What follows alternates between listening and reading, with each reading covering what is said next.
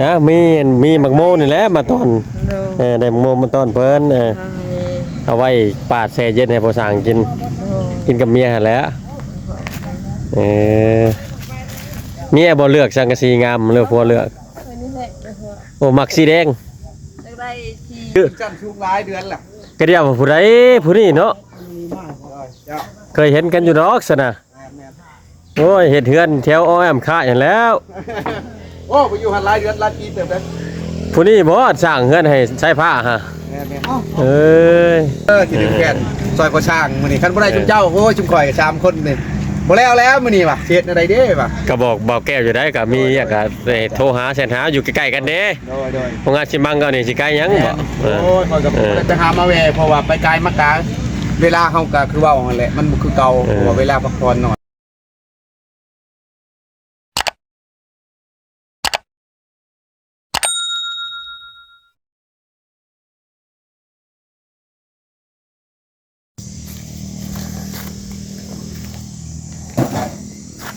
เห็นยังดังไฟหนึ่งเข่าบ่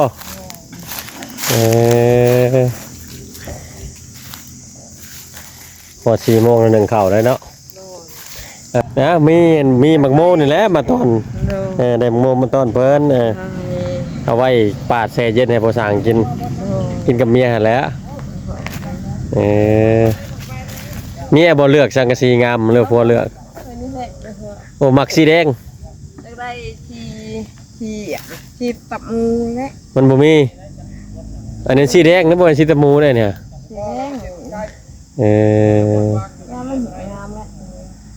งามนะสียังก็งามนะมันบ่หัวอะไรกับพ่อเบิ่งไปหาเพิ่นก่อน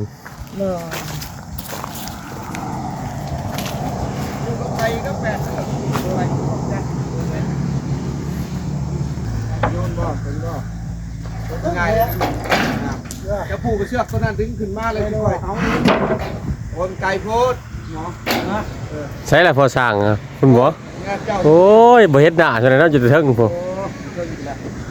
กะสิจื้อจันชุกหลายเดือนแหละก็เดียวผู้ใดผู้นี้เนาะเคยเห็นกันอยู่ดอกซะนะโอ้ยเฮ็ดเฮือนแถวอ้อมค่าอย่างแล้วโอ้ไปอยู่หันหลายเดือนหลายปีเติบได้ผู้นี้บ่สร้างเฮือนให้ใช้ผ้าฮะนี่เจ้าเข้ามาทางในมาผูกเชนี่บ่พอดึงสิแล้วลงก่อนให้เราผูกใส่ตัวนี้สมว่าพอสร้างเฮือนอะไรเฮือนหมู่แล้วเพิ่นล่ะแล้วปุ๊บได้ที่แล้วจะเอาสิตัดเองได้เฮือนงามสังกะสีงามเลยเนาะป้าโตคักอะเลยชั่วเดียวเลยบ่นี่แม่นชั่วเดียวเลยดึงขึ้นจับเอาได้ที่เลยป้าดอกส่วนเอาตัวนั้นป่ะโมเมนต์9 เมตรบ่นี่10 เมตรผู้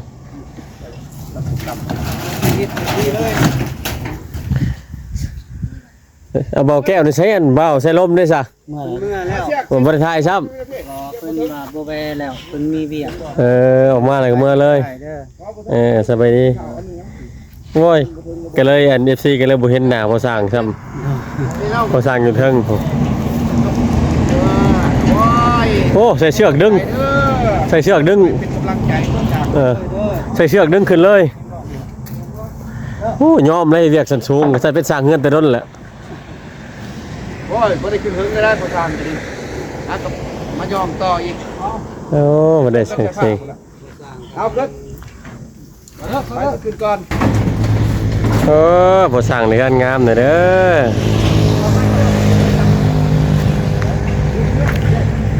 ไผอันบ่แก้วไผอันอุปธรรมสังกะสีเนี่ยงบทางบ่บี้บ่โอ้ทางผู้ใหญ่ใจบุญเพิ่นก็ประกอบส่วนให้พอสร้างเพิ่นเนาะดีใจนำเด้อพอสร้างนี่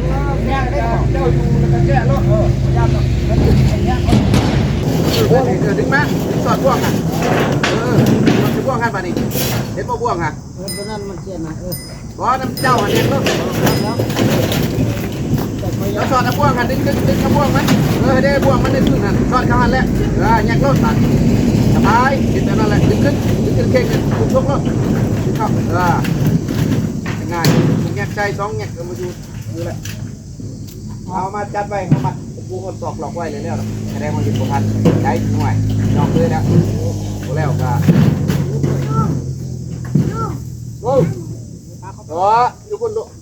ได้ตึก แล้วตัวนี้สบายแล้ว เอาเฮ็ดแก้ง่ายบ่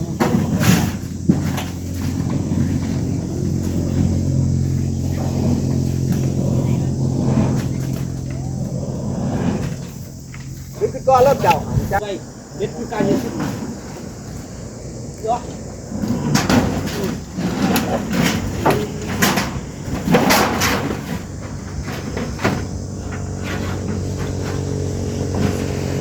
เอา3 คนอยู่เว้ยบ่แง่งแล้วเดี๋ยวลงแล้วมูขึ้นไปได้เพื่อนแต่ว่าแง่งบัดเดียวเกินใจภาคบัดเดียวเลยแง่งคักคนเดียวมุ่งไปโอ้ก็สากได้สากนิดอร่อยอยู่กลาง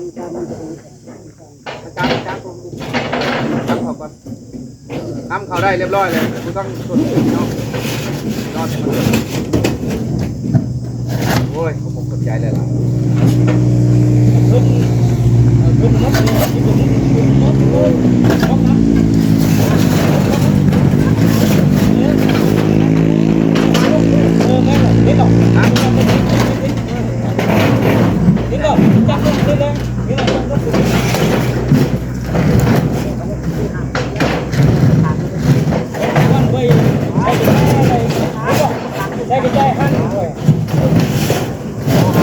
พูดไม่อารามเนี่ยเอา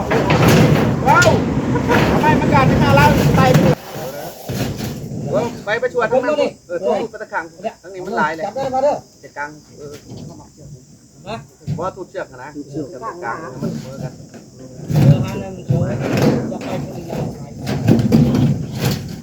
เอาบ่เอ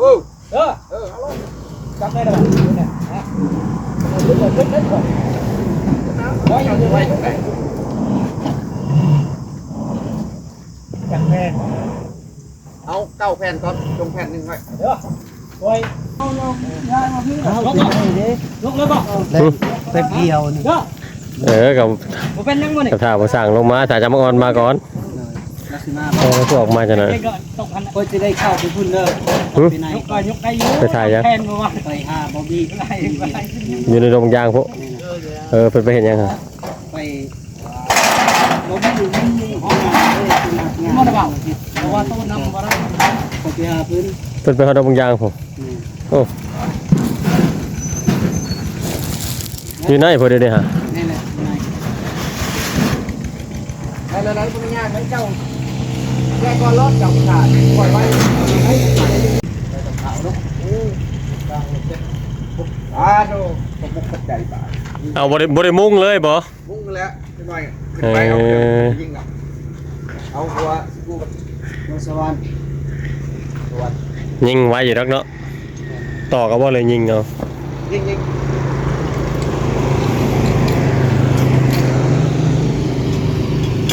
ใช่แล้ว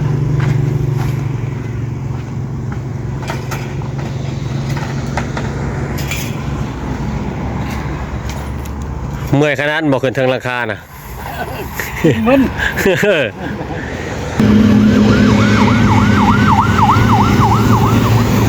อยู่บ้านนี่บ่เฒ่า บ้านพวกนี้นะ โอ้บ้านใกล้ๆกันนี่มาช่วยเพิ่นบ่หรือว่าได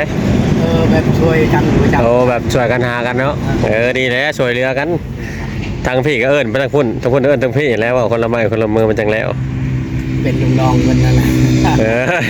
โอ้ยสร้างคือกันนั่นแหละเว้าก็เป็นสร้างคือกันนั่นแหละเป็นสร้างคือกันนั่นแหละ ผู้ไทยเนาะ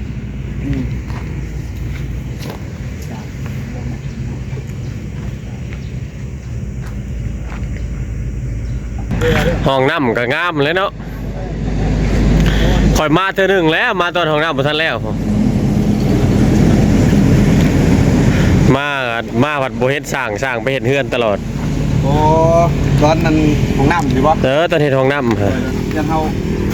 ไป บ่ตีแหละ ดังไฟขึ้นเอาแนวมีแห้งก่อนเพิ่มพลังของวัดหน่อย ก็เรียกว่าผู้ใดได้ไปเฮ็ดเฮือนให้ใช้ผ้าทำบ่แก้วไปมาโอ้ยบ่สร้างเปก็ฮู้จักกันแล้วนับแต่เฮือนเฮ็ดเป็กเฮือนหัวหน้าจันทร์พุ โอ้ออกมาทุกพอดเพิ่นให้เพิ่นมาหาเทื่อ1 2 เทื่อได้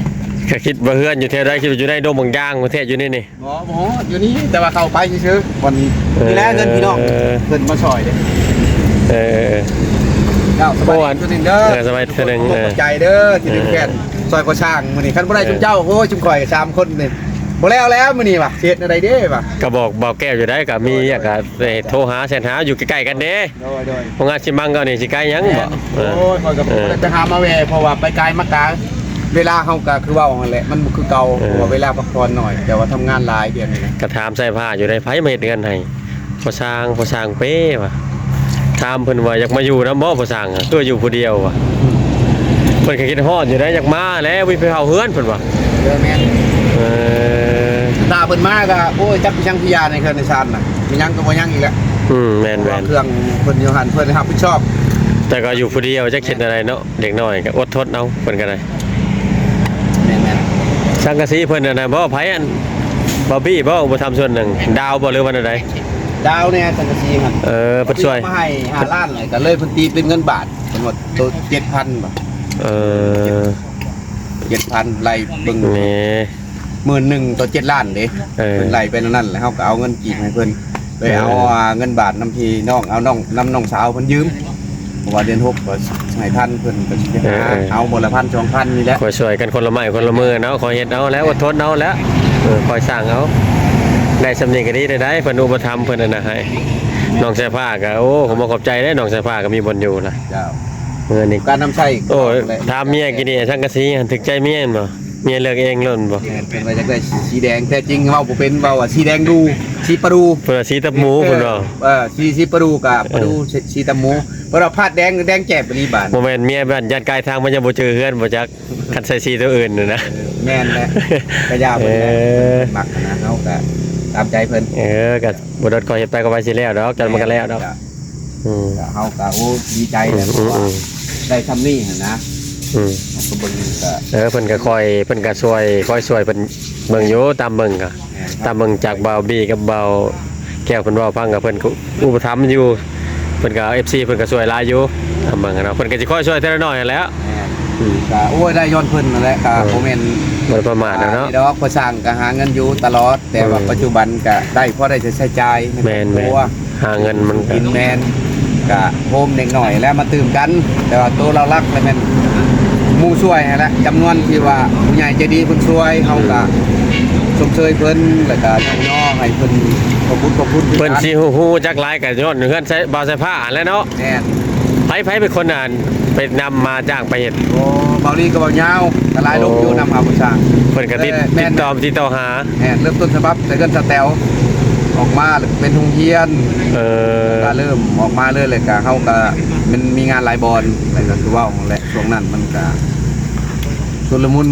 ขันบ่ค่าเนาะ แม่น ขันบ่ค่าทำงานเฮือนตัวเองแล้ว ๆแน่นเพราะว่าเมียก็บ่สำบายเขาก็ว่าของแหละบ่อยากกินแห้งเดี๋ยวนี้รับกับไข้แดง คือบ่เห็นลูกเห็นเต้าหยัง บ่ได้ลูกกัน บ่ได้ลูกสบายเลยท้องห้องนอนเดียวก็พอ แม่นมันก็จะได้นั่นแหละมันยังบ่ได้ก็ปล่อยไปนี่แหละจะได้อยู่อย่างว่ารอเบิ่ง ก็ว่าบ่ได้ยังสิได้หรือบ่ได้เนาะ ครับ เฮ็ดจักห้องเฮ็ดห้องหนึงก่อนได้ลูกจะเฮ็ดอีกห้องหนึง เขาแต่มุ่งแล้วเลยเขาสิกันเอาสิก่ออ้อมก่อนหรือว่า เออ กับมันก่อนจังหวะมันก่อนจุดรักมันเขามุ่งเลยคันว่าเป็นไปได้กับมีแต่เป็นคอมันก้อนได้มันครบมันก้อน ข่อยก็ว่าสิถามไอเดียแต่ตอนไม่เฮ็ดห้องน้ำบ่ได้เอาเลยข่อยกำลังเฮ็ดห้องน้ำคือกันว่าเฮ็ดห้องน้ำบ่ได้ใส่เสานี่ ก้อย โอ้ว่าเพิ่นเฮ็ดอะไรวะ เขาบอกเขายังเด็กแล้วครับมันก็ บ้านไม่บ้านประตูกับวงกบนี่อยู่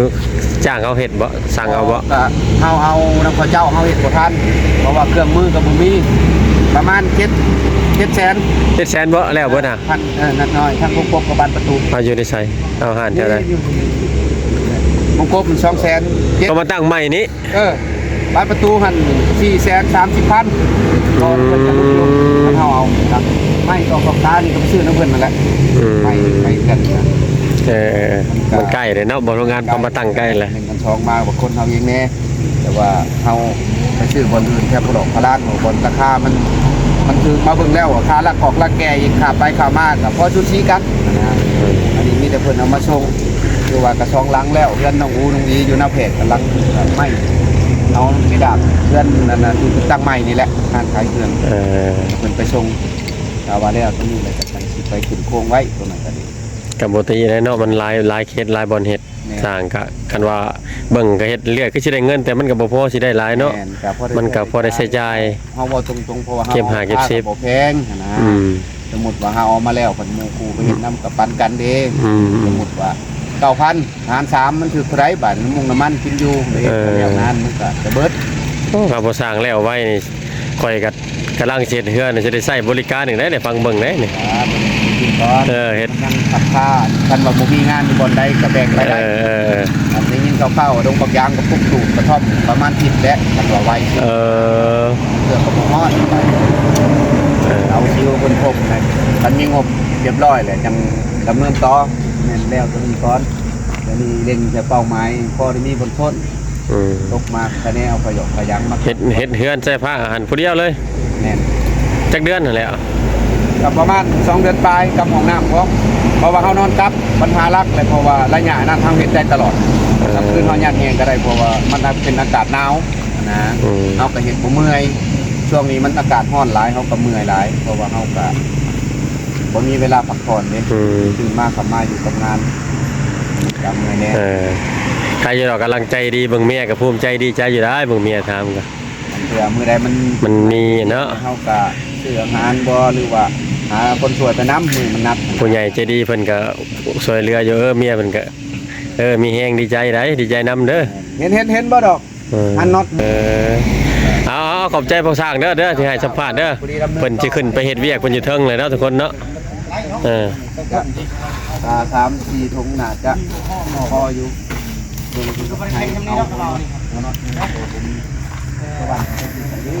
เอาทุกคนเนาะเฮาก็คลิปเฮาก็สิซ้ำนี้แล้วพอสร้างเพิ่นก็